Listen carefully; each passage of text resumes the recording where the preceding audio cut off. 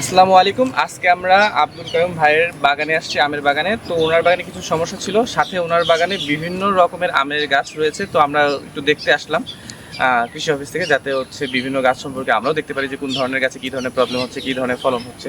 তো চলুন দেখে আসি কী অবস্থা ওনার বাগানে। প্রথমে এই গাছটা ছিল হচ্ছে কি গাছ? এটা ব্যানানা ম্যাঙ্গো, প্রচুর আম ধরছে। এরপরে ওইটা আমরুপালি আম্রপালি আম, দেখেন গাছে প্রচুর আম ধরছে।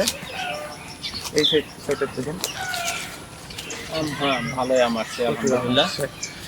এরপর এই গাছে এটাও আমরুপালি, এটা আম্রপালি না? একটা থোকায় দেখেন কত সুন্দর 5টা আম, এবং প্রত্যেকটা আমই হেলদি।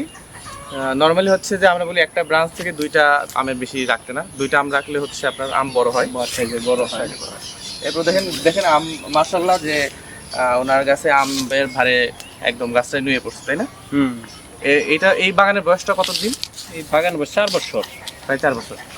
আর আপনি এই বাগানে বিভিন্ন রকম আমটা সংগ্রহ করতেছেন এই 4 বছর ধরেই? হ্যাঁ 4 বছর এই যে দেখেন, এই যে এইটা একটু দেখেন, এই জায়গাতে কত সুন্দর আম।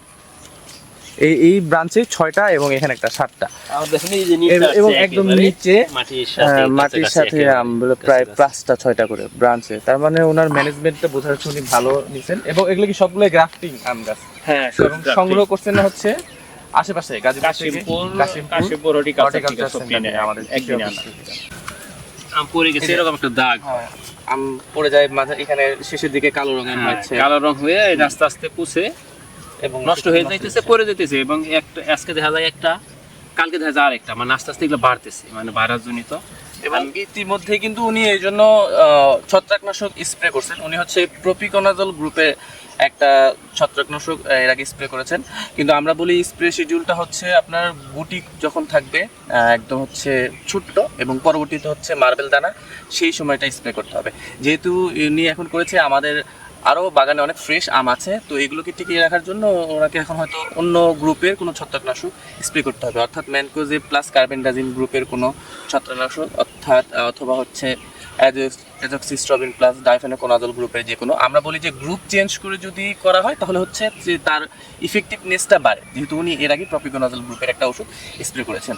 তো উনি আমাদের কৃষি অফিসে আসছিলেন, তো ওনাকে আজকে এই পরামর্শটা দেওয়া হবে। আর পরবর্তী বছরের জন্য একটু সতর্ক থাকতে হবে, যেহেতু ওনার বাগানটা অনেক সুন্দর গোছানো, যে উনি যেন এই শিডিউলটা মেনটেন করে। এবং আরেকটা জিনিস ওনাকে আমরা বলে দিব, সেটা হচ্ছে যে আমরা যদি 10% ইউরিয়া স্প্রে করি গাছে, তাহলে ফল সেটিংটা বাড়ে। আর হচ্ছে উনি যদি হচ্ছে ফ্লোরা অথবা হচ্ছে মিরাকুলান জাতীয় কোনো হরমোন ব্যবহার করেন, সেক্ষেত্রেও ফ্রুট সেটিংটা ভালো হবে এবং সহজে আপনার গাছ থেকে সেই ফলটা পড়ে যাবে না।